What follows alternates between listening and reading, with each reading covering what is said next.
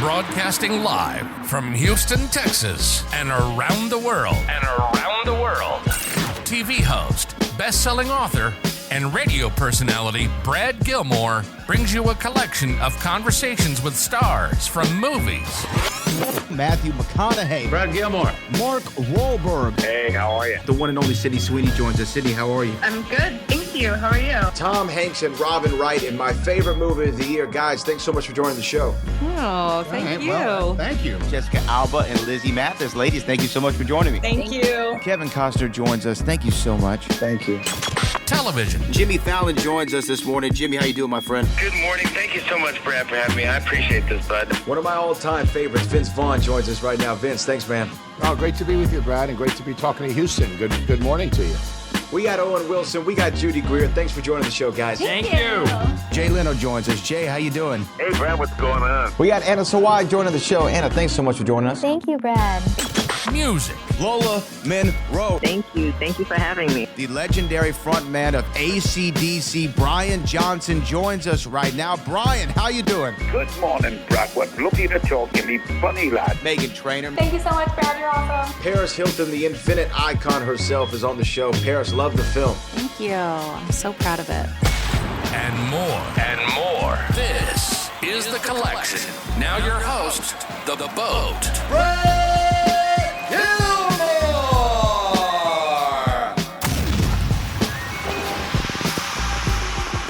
Well, joining me right now on the show is somebody who I'm looking forward to talking to and getting to know a little bit. He's a part of the new Netflix hit called Sweet Magnolias, and he's joining me on the show right now, Logan Allen. Logan, man, thank you so much for the time. Congratulations on the series, brother.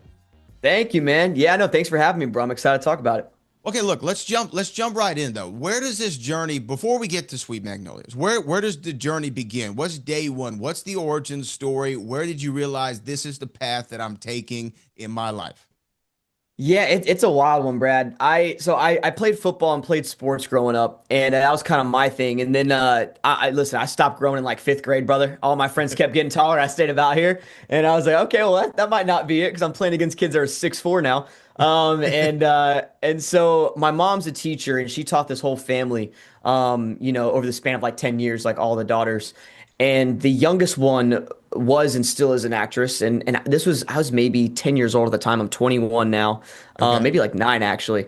And she was the mom, because the youngest daughter was an actress, was like, hey, you should get your kid into acting. He looks kind of like Justin Bieber. And this is when Justin Bieber was popping off. And she's like, get your kid into modeling or something. And I was like, yeah, I want to do that. What kid doesn't?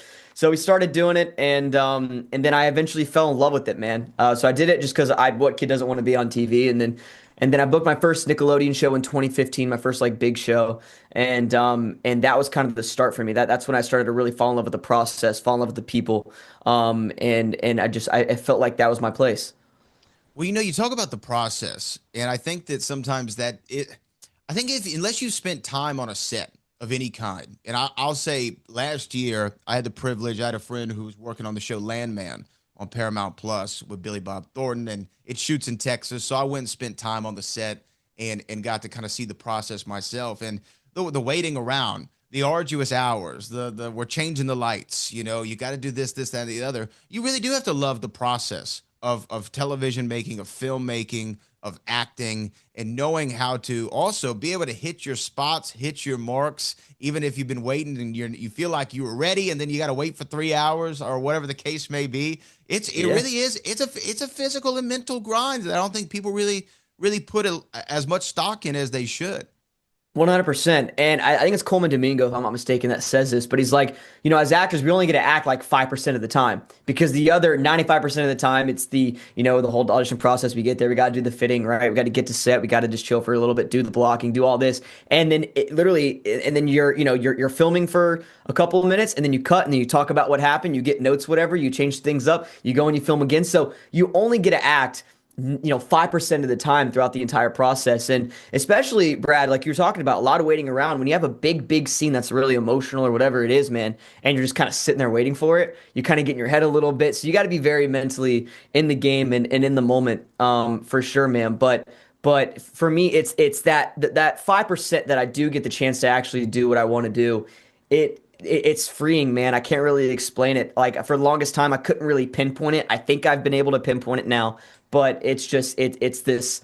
Any musician, any person that does any kind of artistic thing understands there's a flow, and when you enter that flow state, it just you feel like you're bigger than life. It's so interesting you bring up the flow state because I work with ESPN too. I work for ESPN, and I talk to a lot of sports guys, and we always try to figure out like when someone, we call it the hot hand theory. When someone in basketball, whether it be Steph Curry or whomever or Victor Wembanyama, whenever they get that hot hand, and they just can't miss. They just, no matter what they do, it's going to be buckets the whole night long. You just wonder how they tap into that, where that comes from. And I'm sure even as an actor, when you think about, you mentioned the term flow state, getting into that, when you're in it, it. And then when you're out of it, you're just thinking of, how do I get into it again?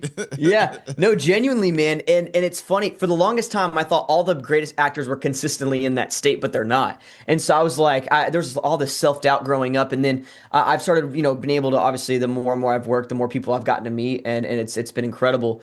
And I always ask that question. I'm like, that flow state, kind of tell me your experience with it. And a lot of actors only experience it for maybe one take or one scene in particular, or maybe just a moment within one take throughout the entire time of filming a project. But it's that flow state that we're constantly chasing. And there's actually a scene in season 5 of Sweet Magnolias. I think it's the last scene that you see of Kyle in the season, a one-on-one scene. And I was in that flow state, man. And I can't even describe it. It was just whether, I don't know if it was the connection with the material that Kyle, or the situation that Kyle was in and the circumstance and what he was talking about, but it was just the words just happened, and the emotion was just there. And I agree. It's very similar to I'm a big sports guy as well, and some of those guys can't miss, or even some of the runs that these quarterbacks have in the NFL and college football, where it's like these dudes are just on fire and they can't miss. Yeah, and they lock in, right? They just lock in. And to me though, when you mentioned some of the greats, you mentioned Coleman Domingo, who is just he's so fantastic in literally everything that he does. He's so phenomenal. I just saw him in the Michael movie, and I never hated somebody so much when he was portraying Joe Jackson, who's the antagonist of the film, right? He's the antagonist of the film. That's why I say that. But like some of the guys that I love watching are guys like Leo, guys like De Niro, obviously. Denzel Washington, Jack Nicholson are my two favorites of all time. Who are the guys that you would look at, or girls for that matter, the actors and actresses you would look at kind of coming up to look at their techniques and try to gain inspiration from? Yeah, one thing that I've always struggled with, even in my actual life, is just being in the moment as much as I possibly can. And so anytime I see an actor, you can see it. You can tell when an actor's really in the moment or when an actor's not. And it's pretty evident just through the screen, because the camera reads everything going on in your head. And I feel like the actor who I think's most in the moment consistently, at least that I really look up to, is Matthew McConaughey. I feel like another Texas boy right there for you. Yes. He is so in the moment, man, and just so present. And every single role he's done, and he's done such a multitude now. He was the rom-com guy forever, and then he started doing these other things. And in these newer projects, I just watched True Detective season 1 for the first time not too long ago, bro. Amazing. Unbelievable. And just in everything that he does, he's just so present. And I think that's the biggest hurdle as an actor. I think that's the biggest hurdle in life, because we're constantly looking to the future. At least I am, and maybe regretting a little bit of the past. And I feel like that's the key to life, and that's the key to acting. I think if you could just be present, listen to the other person, be fully engulfed in the scenario and in the situation and what you want to get out of it, I think that's acting. And Matthew McConaughey, I feel like, does that a lot. I used the term a second ago, locked in, right? I'm sitting in this very room, in this very seat. I had the privilege of speaking to Matthew McConaughey, and I will tell you, even within an interview, he's locked in and engaged. He's listening. Yep. He's focused. He's trying to understand the flow of the conversation, and he's figuring out the vibe of the moment. And that is a great point. That is a great point. If you watch him in Wolf of Wall Street, I don't know if you've seen Wolf of Wall Street, but there's a video where you see him and Leo. They're at the table. I think he's giving Leo the game on Wall Street things.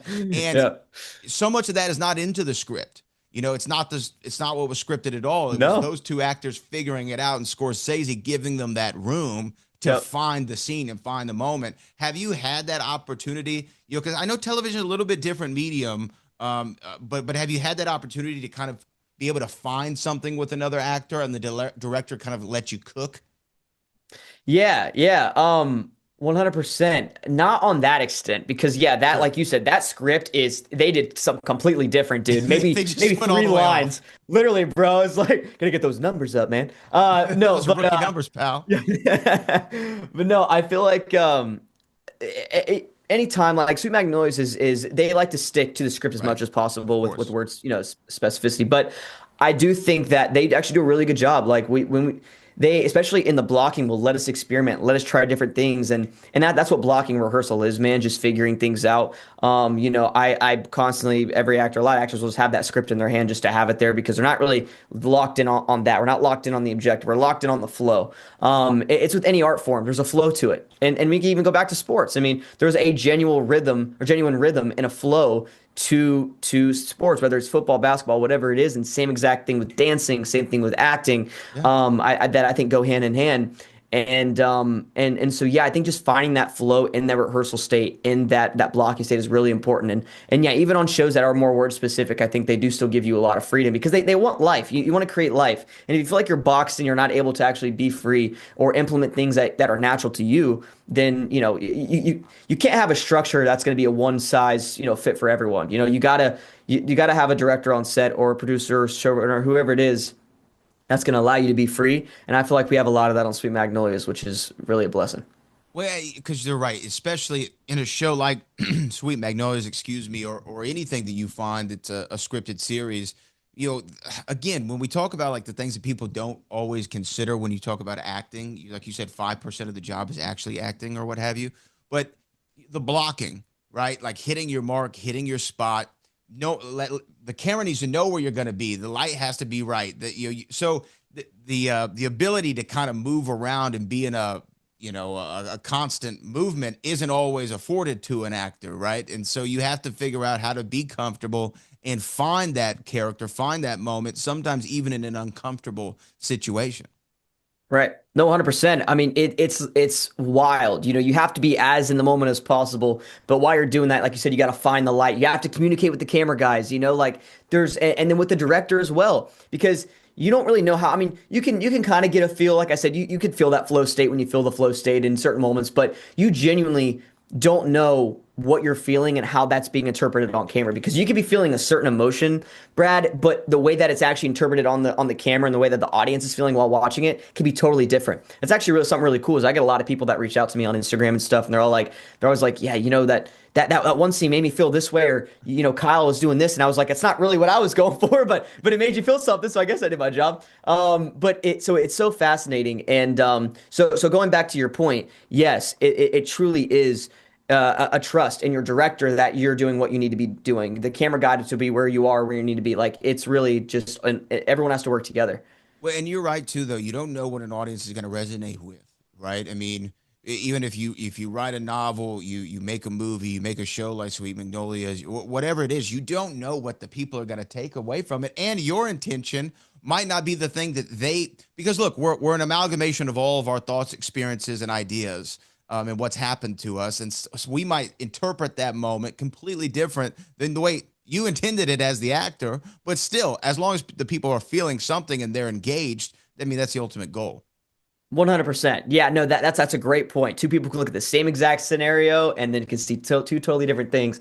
And I think that's what's awesome about acting is, and that's what makes us unique. You know what I mean? You could take two of the greatest actors of all time, whoever that is. I mean, we could just say two guys we talked about today, whether it's Leo or Matthew McConaughey, yeah. Right? Give them the same exact script. Those guys are going to perform that very, very differently. It doesn't mean that they're bad. It doesn't mean that it's the wrong way of going about it, but they bring their own self to the role. And I think that's what makes acting great, what makes it so interesting, and why I truly love it. Okay, so when you talk about Sweet Magnolias, how do we get to that? So is this a agent calls, hey, there's an audition? Is it something you go, because look, post-pandemic world, I think that people should know a lot of stuff is self-tapes now. If you have to audition, I don't know if you auditioned for this role, but if you did, a lot of stuff is self-tapes, and it's different from being in the room and being able to feel the casting directors out, get a vibe, get a rapport, show yourself, and kind of all those things. So how did you get to Sweet Magnolias? Was there an audition process? 100%. Yeah. No, and I agree, bro. I love being in rooms. Like, listen, I'm a very nervous guy, and so I'm obviously very anxious in rooms, though. And I like self-tapes because it's your controlled environment. You can have the eye lines where you want them, and you can have your reader and stuff like that. So that is a positive.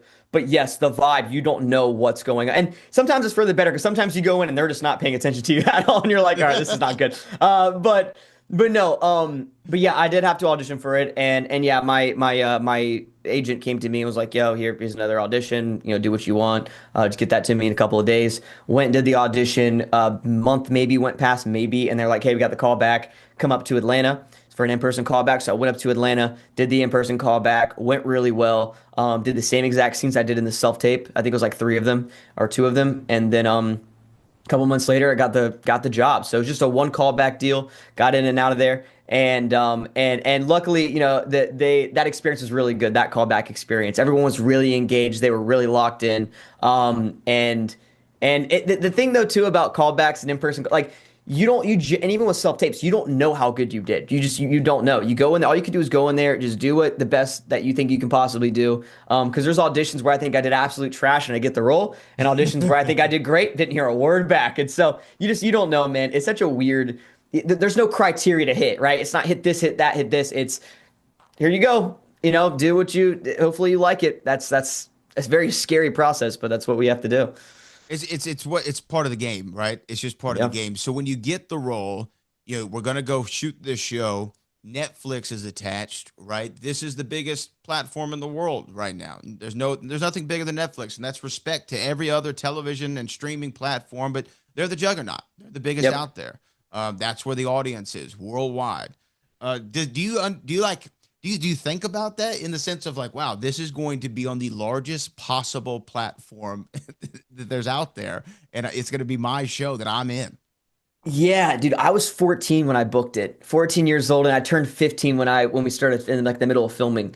And so I don't think I could fully grasp that at that point. Like I think that was I nervous? Yeah, but I don't know. Like I'm trying to think back to it. I weirdly just kind of fell into the flow of things, Brad. Like I would love if we did season 6. I would love for it to have you on the set because I want you to see just the flow of the set. It genuinely is a family dynamic, and you're very, very comfortable the moment you step on it, bro. Like we have like 50 characters on the show now. There's so many, and we have all these guest stars that come in every season, and every single guest star, every single person that we've shared the set with has truly walked away saying that was a great experience and one of the best experiences I've had. It's such an easygoing set. Everyone loves to work on it, and I think 5 or what are we now? 6, 7 years.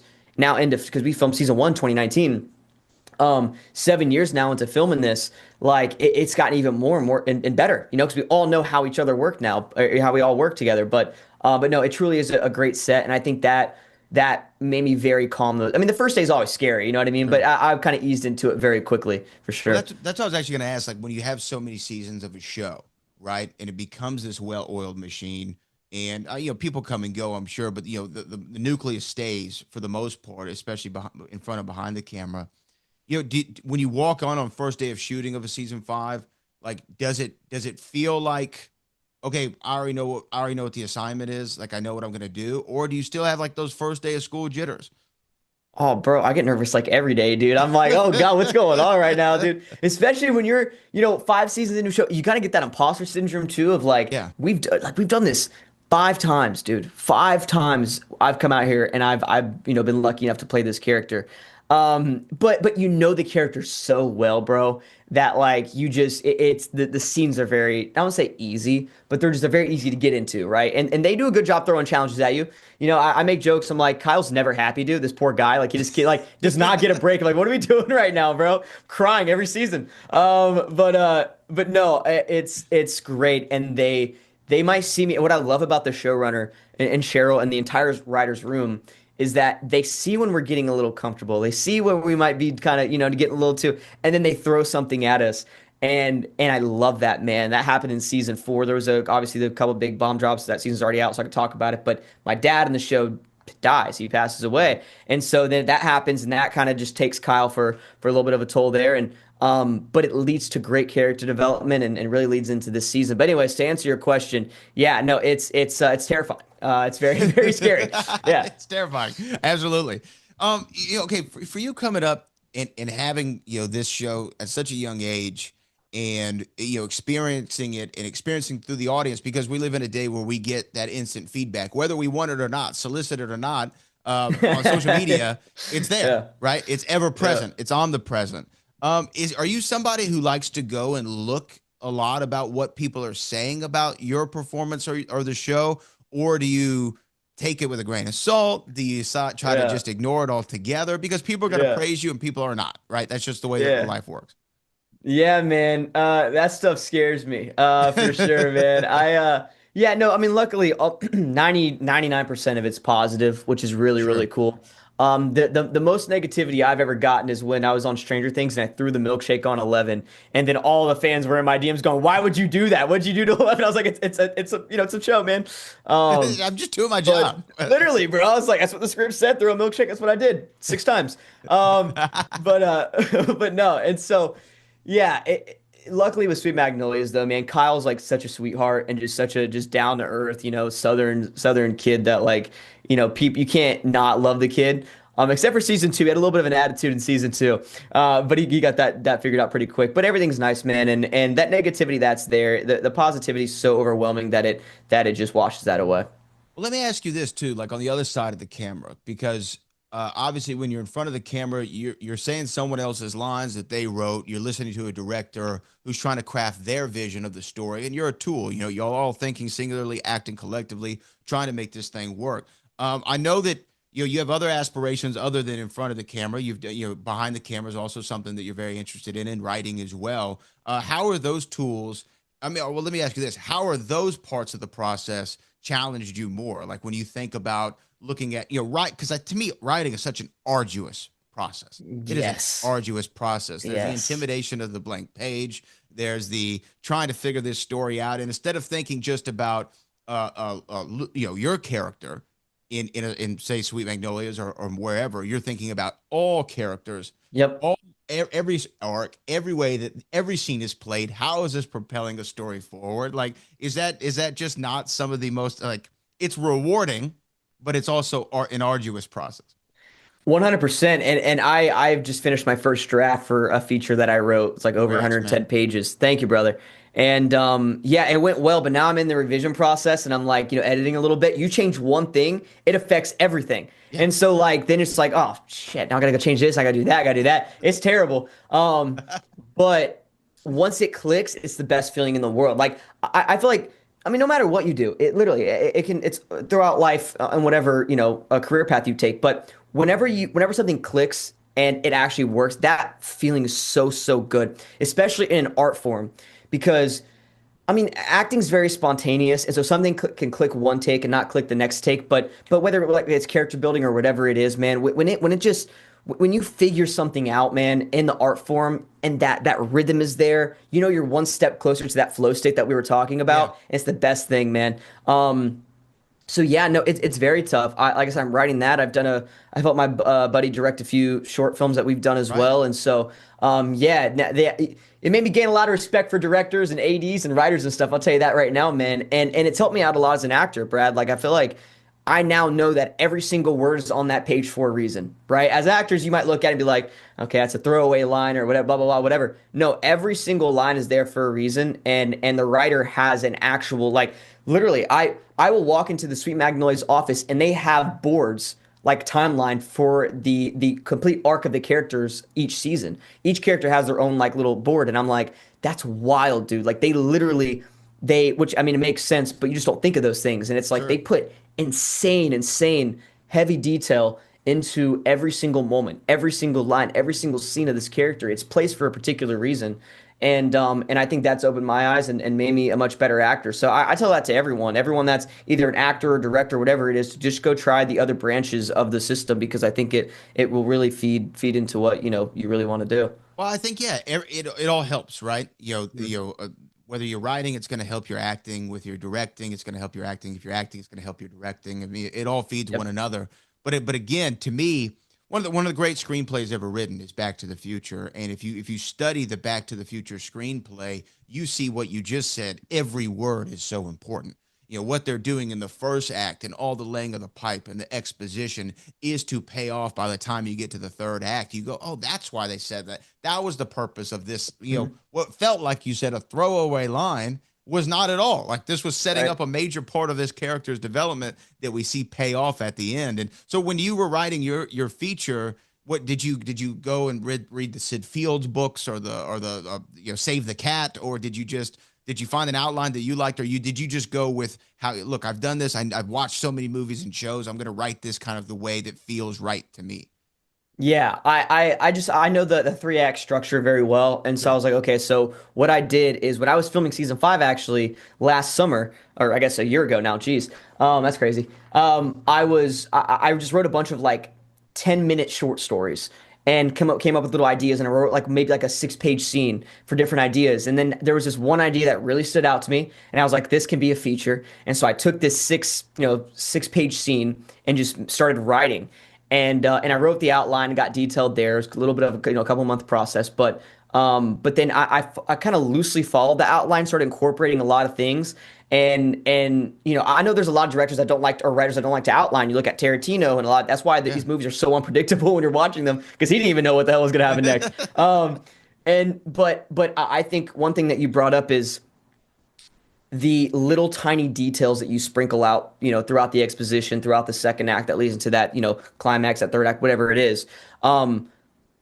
It's very, very important. And I feel like subconsciously as an audience, we pick up on those things in the sense of whenever a resolution happens surrounding those like little tidbits here and there, I think there's this dopamine hit for us. There's this dopamine release. And I feel like we pick up on a lot of these little details, whether we're conscious of it or not. And that's why some movies I feel like feel a little more empty, or we're not satisfied with the ending. It's not because the ending happened the way it did. It's because we feel like there's a lot of loose ends that weren't tied up, because it's like, okay, why did that happen? That didn't lead to anything, or whatever it is. And so I was actually able to sprinkle a lot of those things in this script. Do I need to do a little bit more? Yeah. I mean, like I said, it's still very early on in it, and sure. I'm gonna add a little bit more in that sense. But I do agree with you, man. I think that's really important, and you could even point to some newer screenplays that are killing it right now, whether it's Obsession or films like that, where you can literally see that build up. You can see that those little things early on that were that were little hints, and so yeah, I'm with you there, man. Well, look, one of the things that I love whenever I watch a TV show, whenever I watch a movie, if I go to a concert, if I go to a play, whatever the case may be, I always look forward to the conversation after with whoever I went with, whether we're streaming someone on the couch and I go, okay, let's talk about it, or we're leaving in the car. When people tune in and start checking out this new season, is there an intended conversation you want them to have about your character? Or is it really up to, as we've said, everyone experiences things differently? Is it really just up to interpretation so long as a conversation is had? Yeah, I feel like every single character this season, Brad, and this is something that I've been telling some people, is they're faced with a big decision. It's a yes or no, or a this or that. That is what pretty much every single character is faced with. Kyle's no exception. He's also faced with a big decision there. And so I've been telling people this, I think it's the best written season. And for the best written season to be 5 seasons into a show is insane. Like it's wild. And I think they did a really, really good job with once again giving all these characters different alternatives and big decisions to make, because I feel like as the audience you're going to be sitting there either cheering them on because they're making the decision you wanted them to make, or you're going to be really pissed because they made the wrong one. And so I love that interactive element that I think that it's going to be incorporated this season, man. I really, really do. I think it's going to engage the audience. I think they're going to be cheering for characters. They're going to be pissed at a lot of characters. There's a lot of passion this season behind the decisions that some of these characters make, counting Kyle. And yeah, there's a dynamic there that I think people are going to be. I'm very, very excited to see what people are going to think about some of this for sure. Well, you know what? I'm sure a lot of conversations are going to be had. A lot of messages are going to be shared your way, right? Praising the performance, of course. And look, man, I just want to say, look, I really enjoyed this conversation. I hope that I get to see this feature that you're working on get produced. man, I'll be the first one to buy a ticket, man. I think that I'm excited for you and everything that you got going on in your career, man, and I just appreciate you taking the time today. Dude, thank you so much, bro. That means a lot. No, it was a lot of fun. I appreciate you.